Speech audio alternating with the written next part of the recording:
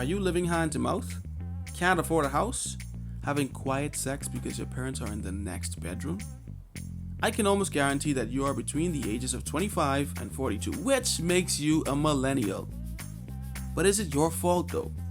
Give this video a like right now, because when I get done explaining your situation to you and why you should stop being depressed about it, you'll have a new outlook on life. So, you're welcome. It holds true all over the world that millennials are broker than their parents and will probably never make as much money as them or be able to afford the lifestyle and quality of life that their predecessors did. The sad part about this trend is that it began right around the mid to late 70s, just before we came into existence. A line was etched in the sand demarcating what would eventually end up being the first generation since the Industrial Revolution, in a line of successive generations thereafter that would not exceed the wealth of their parents. A Greek proverb states, "A society grows great when old men plant trees in whose shade they will never sit." I mean, that's how it's supposed to be, right? Make life better for the generations that follow you. But I often ask the question, what happened? Why is it so hard for so many people my age to get a good job, buy a house, start a family, and go on vacations while saving up for retirement along the way? You know, like my parents did. Think about it. There is more money floating around in the world's economy now than when our parents were our age. So how is it that we are producing poorer generations as a result of that? And for those of us with children, what does it mean for them? Most of our parents are baby boomers. It's that generation of people born from 1946 to 1964, after World War II, who are a part of the largest population explosion ever, hence their name. According to Lord David Willetts, a British politician and demographer, among other things, explains that due to the large demographic, they totally changed the trajectory of financial earnings because they had the voting power to do so. In their early years, they voted for policies that benefited them. Things like low cost or free higher education, family support systems, and strong social welfare. We directly benefited from these policies as children. But as they grew older, after having families of their own and approaching retirement, this same large group of powerful voters was now in favor of pension schemes, retirement benefits, medical infrastructure, and now want to remove wealth taxes. These changes directly affect the working class, i.e., the younger generations.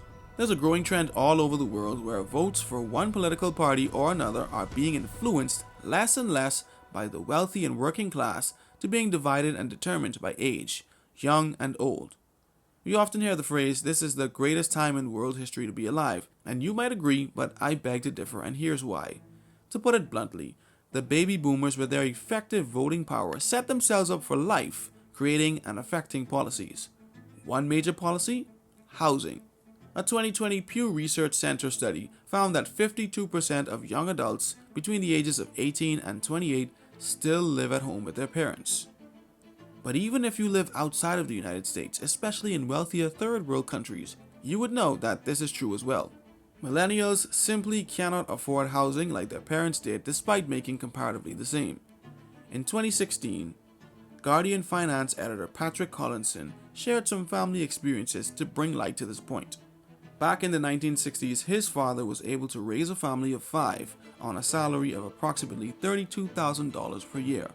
His mother stayed at home and took care of the children, and his father afforded them simple amenities like a TV and a car, all on his salary alone. Now fast forward 2 generations, and in 2016, Collinson's daughter, also making $32,000 per year, lived in a low-income housing project, struggled to make payments on a car, and was living hand to mouth. And let's not even get started about the family part, because what is that? So what happened?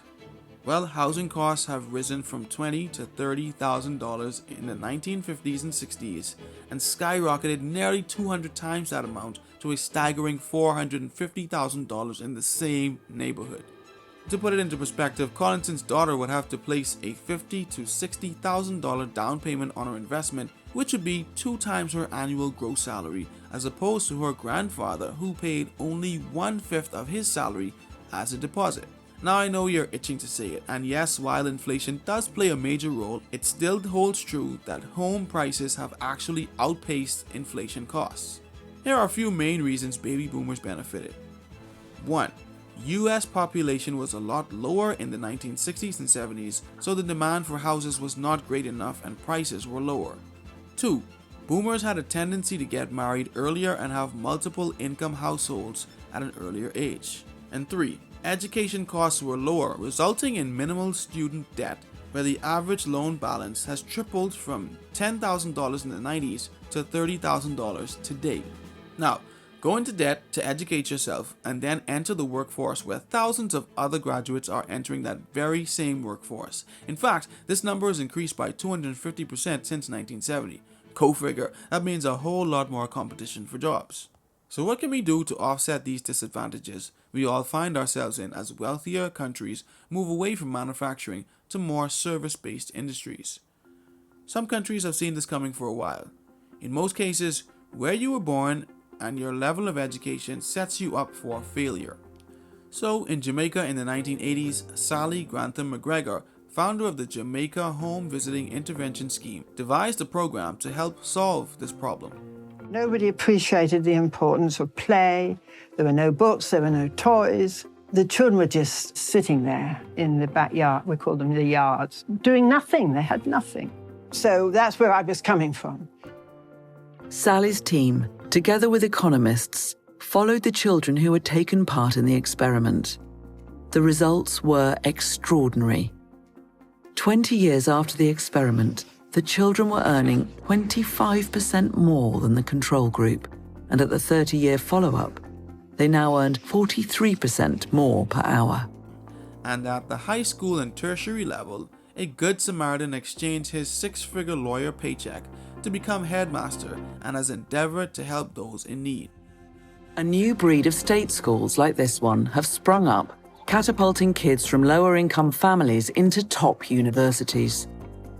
So now let's solve this problem and then talk about what that K-value means in the context. The NCS is located in Newham, London's second poorest borough.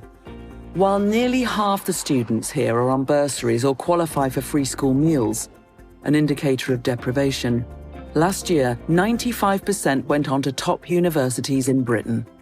While some of the debt we are burdened with today is due to cost of living expenses way beyond our control, what about those who are doing okay for themselves, but get in their own way and kill their chances of having the life that they desire because of questionable consumer behavior? As millennials, we are referred to as digital natives, the first group of individuals that came of age in the technological and internet era. We have adopted a totally different attitude toward consumerism than older people, and we have developed more wasteful spending habits. Consumers were a lot more pragmatic with their purchases, and advertisements were more direct and rational. They described the products and their qualities, associating them with a common sense reason for buying, like saving time, money, or energy. But in contrast, today, and now that I think about it, I guess it can be sort of a direct consequence of not living up to your dreams. We see a lot more shopping for emotional reasons because people just want to make themselves feel better. In 2015, 17,000 people across 17 countries participated in a survey called the MasterCard Treat Index. According to one source, 2/3 of customers in Turkey made regular cheer-up transactions than older people, and also revealed that millennials were 60% more inclined to treat themselves once or more per month than the 34% of older individuals. The same is true for buying clothes and other consumer items and impulse purchases. But the biggest offender might be what we thought to be our BFF. Social media creates FOMO, or fear of missing out, when we only see the very best of a person's life. The meals at fancy restaurants, the designer clothing, and the expensive vacations all leave you with a sense of wanting, and you might laugh at this concept of social media consumerism, but the overspending caused by it can be tragic. A study by Alliance Life reveals that 61% of millennials experience feelings of inadequacy about their lives because of what they saw on social media. 57% said that social media forced them to spend more money for fear of missing out, and another 39% surveyed had gone into debt just to keep up with their friends. But what about passing down wealth from previous generations?